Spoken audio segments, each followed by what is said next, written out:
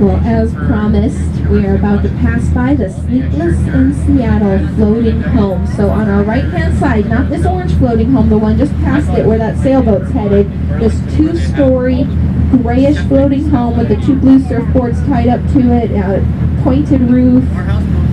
Everyone see it just directly to our right here? See this white sailboat that's backing up?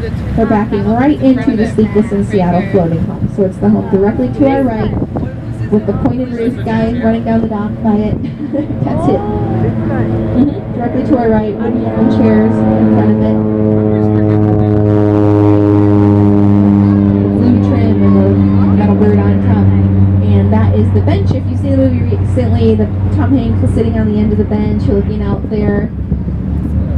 Pretty cool movie because it's over 20 years old and it's still consistently ranked one of the top romantic movies of all time. If you ever get a chance to watch the DVD with the director's commentary on, the director was saying when she filmed it, she said, I didn't want it to be outdated. And she was far thinking because in the 90s, who would have known that, stonewashed jeans and feathered hair wouldn't last forever? But she said she purposely dressed the actors in timeless classics, did their hair in kind of a neutral style because she didn't want in like 20 years it to be a laughing stock with like, oh my gosh, what were we wearing back then type of thing. So that way you're just concentrating on the story.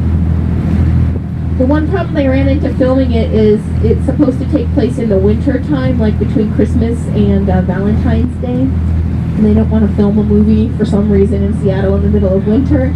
And so they went there to the neighborhood and knocked on all the doors and said, would you put your Christmas lights up in the middle of May and make it look like Christmas? And everyone did. So one crazy year in the middle of May, it looked all Christmassy and it worked out.